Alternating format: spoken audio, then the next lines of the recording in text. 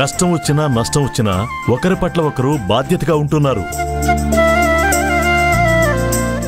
ఇద్దరూ ఒకతాటి మీద నడుస్తున్నప్పుడు వాళ్ళ ప్రయాణం 100 ఏళ్ల పంటవ్వాలని నేను ఒక నిర్ణయం తీసుకున్నాను. ఏంటది? తారక్ నీలవేణికి శాంతి ముహూర్తం పెట్టించాలని పంతులు గారిని పిలిపించాను.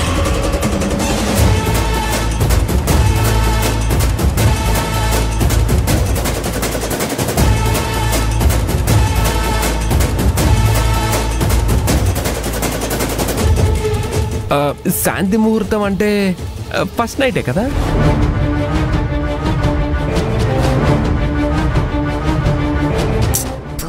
మీరు మరీ అంత విడమర్చి చెప్పాల్సిన అవసరం లేదు. ఏ నిమిషం, నువ్వు వెళ్ళవే. పర్లేదు, తనేం చిన్నపిల్ల కాదు.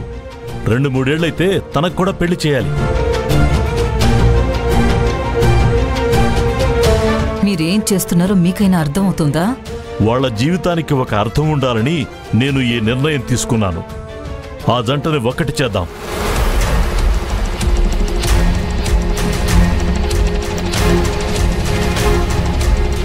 నీలవేణి వెళ్ళిపోయిందేంటి? అప్పుడే సిగ్గు ముంచుకొచ్చిందంటారా? సిగ్గా పాడా? నాన్న ప్రపోజల్ నచ్చలేదు కాబట్టి ఇక్కడి నుండి వెళ్ళిపోయింది. ఇష్టం లేని పనులు చేస్తారు, అందర్నీ ఇబ్బంది పెడతారు. నీలవేణితో నేను మాట్లాడతాను. డాడీ, ఎందుకు ఇలా చేస్తున్నారు? నీలవేణి హట్ అయినట్టుంది. నేనన్న దాంట్లో తప్పేం లేదు తారక్. ఈ రోజు కాకపోతే రేపైనా తను నిన్ను అర్థం చేసుకుని కాపురం చెయ్యాలి కదా. అవునయ్య గారు, పెళ్ళయ్యాక ఎన్నాళ్ళని ఇలా దూరంగా ఉంటారు? హే కుకటేష్, నువ్వు వంటగదిలోనే ఉండు. శోభనం గదిని అలంకరించాలని చూడకు. నీకు ఎక్స్ట్రా డబ్బులే ఎవరు? జీతం తీసుకొని ఏ పని చేయాలో ఆ పని చేస్తే మంచిది. అన్నయ్య అంటే నీలవేణికి అభిమానం, తనంటే అన్నయ్యకి ప్రేమ. కానీ ఈ రెండింటికి మధ్య డిఫరెన్స్ ఉంది నాన్న. అది తెలుసుకోకుండా ముహూర్తాలు పెట్టించడం కరెక్ట్ కాదు నాన్న.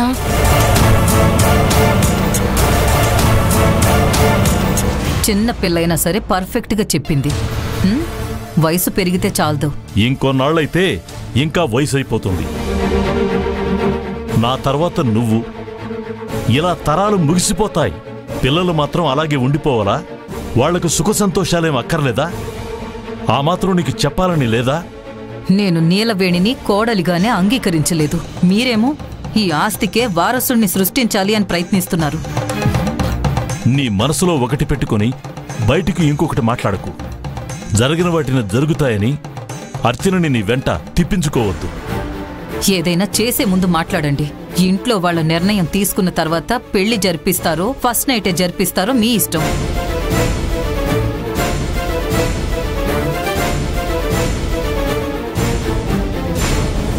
పెద్దవాళ్ళు మీ మధ్య యుద్ధం జరుగుతున్నప్పుడు ఇక వాళ్ళిద్దరిని ఎలా ఒక్కటి చేస్తారు మావయ్య గారు? అసలు కాదంబరి ప్రాబ్లం ఏంటో నేను కనుక్కుంటాను. నీలవేణి నిశ్శబ్దంలో అర్థం ఉంది, కానీ కాదంబరి మాటలకు అర్థమే లేదు. మీరేం అనుకోకండి, మళ్ళీ మీకు నాన్నగారు ఫోన్. అలాగే బాబు, వస్తాను.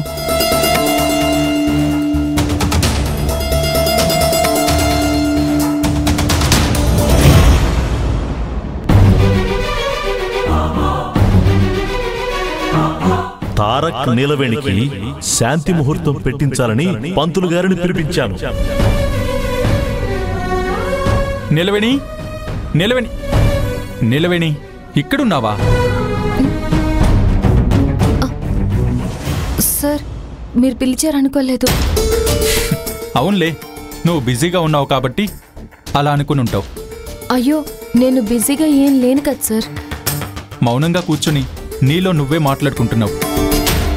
100 ప్రశ్నలు నిన్ను ఇబ్బంది పెడుతూ ఉండొచ్చు. అందుకే నేను పలకరించినా నువ్వు వినిపించుకోలేదు. సారీ నీలవేణి. ఎందుకు సార్? అదే, మా నాన్న పంతులు గారిని పిలిపించి మాట్లాడారు కదా. నువ్వెంత ఇబ్బంది పడుంటే అలా మధ్యలోనే వెళ్ళిపోయి ఉంటావో నేను అర్థం చేసుకోగలను. నిన్ను అనవసరంగా బాధ పెట్టాం. అయ్యో, అలా అని కాదు సార్. అయ్యగారు పెద్దవారు కాబట్టి అలా మాట్లాడి ఉండొచ్చు. వారలా ప్రయత్నం చేయడంలో తప్పు లేదు. నేను బాధపడ్డానని మీరు బాధపడకండి. నువ్వెక్కడ అపార్థం చేసుకున్నావో అని చాలా ఫీల్ అయ్యాను నీలవేణి. అసలు డాడీ ఇలా చేస్తారని కూడా నాకు తెలీదు.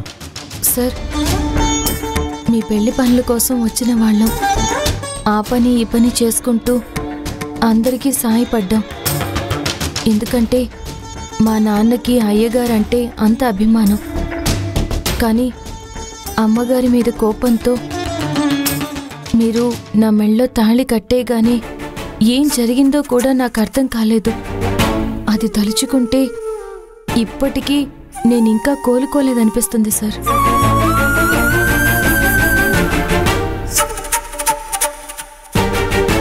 నిజమే నీలవేణి, ప్రతి ఒక్కరికి కలలుంటాయి, ఆశలుంటాయి. వాళ్ళ జీవితం అలా ఉండాలి, ఇలా ఉండాలి అని ఊహలుంటాయి. వాటిని వేరెవరో డిసైడ్ చేయడం కరెక్ట్ కాదు. నేను అలా చేయకుండా ఉండాల్సిందే. మా అమ్మ ప్రయత్నాన్ని అడ్డుకుందామని చేశాను, కానీ నేను నీ జీవితానికి అడ్డుగా ఉంటాననుకోలేదు. జరిగిందేదో జరిగిపోయింది సార్. మన మధ్య ఇంకేదో జరగాలని అనుకునే వాళ్ళ మాటలు మీరు పట్టించుకుంటే చిన్నబుచ్చుకుంటారు. అయితే నువ్వు ఒక పని చేయాలి. ఏంటి సార్ అది? స్మైల్ ఇవ్వు. ఎందుకు సార్? ఒక్కసారి నవ్వు నీలవేణి, అప్పటికైనా నేను రిలాక్స్ అవుతాను. సరే సార్.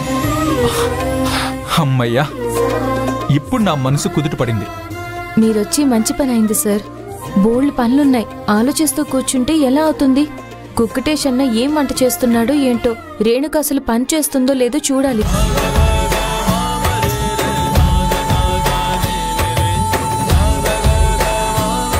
Thank God. డాడీ చేసిన పనికి నీలవేణి నాతో మాట్లాడదనుకున్నాను, కానీ త్వరగానే మర్చిపోయింది.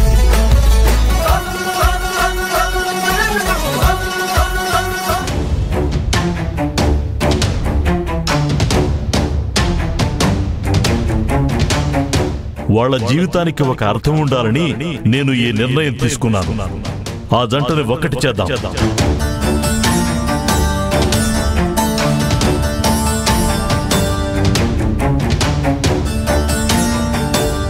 కాదంబరి,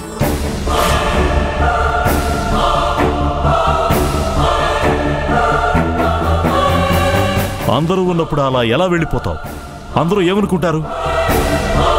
నువ్వు నాకు కొంచెం కూడా గౌరవం ఇవ్వట్లేదని అనుకోరా? అలాగా? మరి నీలవేణి వెళ్ళిపోయింది, తనకి మర్యాద తెలీదనే కదా. తన ఇష్టాయిష్టాలు తెలుసుకోకుండా నేను అలా చేద్దామన్నందుకు ఫీల్ అయ్యి వెళ్ళిపోయి ఉండొచ్చు. దాని గురించి ఆలోచిస్తున్నారు కానీ కట్టుకున్న భార్య గురించి ఆలోచించారా? నా ఇష్టాయిష్టాలు కనుక్కున్నారా? జీవితాంతం కలిసి ఉండాల్సింది తారక్, నీలవేణి. ఓ అలాగా? మీరు మన గురించి కూడా ఆలోచిస్తే బావుంటుంది. పెళ్ళై చాలా ఏళ్లైంది కాబట్టి ఏం చేసినా సర్దుకుపోతుంది అని అనుకుంటున్నారా? అసలు నీ ప్రాబ్లం ఏంటి కాదంబరి? నాకైతే అర్థం కావడం లేదు. ఎన్నిసార్లు చెప్పినా మీకు అర్థం కావట్లేదు.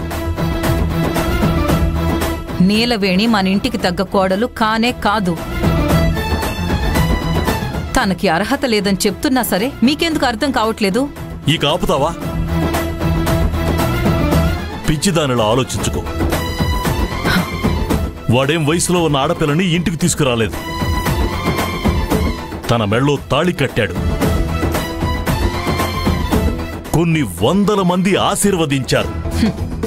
నా మీద కోపంతో దాని మెళ్ళో పసుపు తాడు కట్టాడని అందరికీ తెలుసు. ఇప్పటికీ అంటూ ఉంటారు, ఈ కాదంబరి నీలవేణిని కోడలిగా యాక్సెప్ట్ చెయ్యదు అని. జనానికి తెలిసినంతగా మీకు తెలీదు. ఆ రోజు వాళ్ళు అలా అనుకుని ఉండొచ్చు, కానీ ఈరోజు నీ పరువు మర్యాదలు తను కాపాడింది.